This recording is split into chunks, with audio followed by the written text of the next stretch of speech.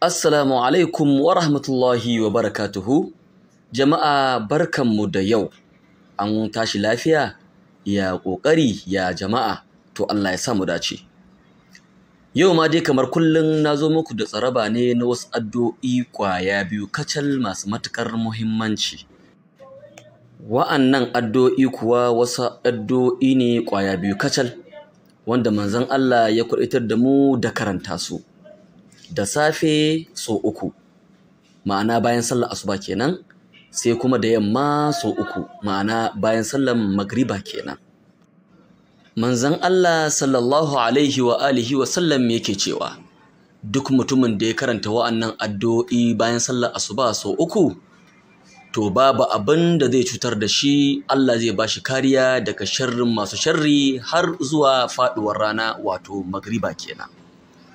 Haka nan kuma in mutum ya karanta ta da asuba, ya karanta su da asuba so 3, to shi ma Allah zai bashi kariya daga dukkan wani sharri har zuwa wato safiya alfijir kenan bayan sallar asuba.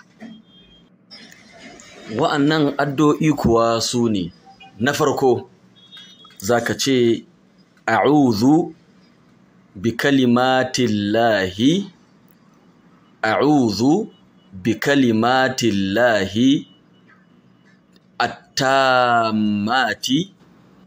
التامات من شر ما خلق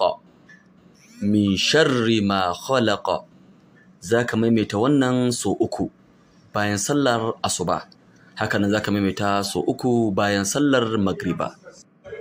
Addu'a ta biyu ita ce bismillahilladhi la yadurru ma'asmihi shay'un fil ardi wala fis sama'i wa huwa as-sami'ul alim. Lallai wa'annan addu'o'i ne masu matuƙar muhimmanci, musamman yanda zamani ya lalace a yanzu.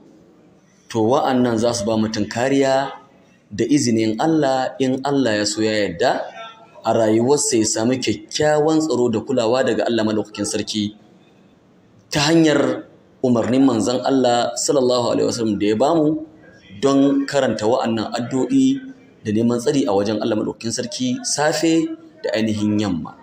Don haka Allah ya samu dace. Don haka ku ci gaba da kasancewa da wannan tasha tamu mai albarka, wato Ar-Rahman TV 2, domin ku ci gaba da samun darussa da suka shafi harkokin addini da kuma ainihin wato yarukan turanci da larabci a sauƙaƙe. Allah ya samu dace.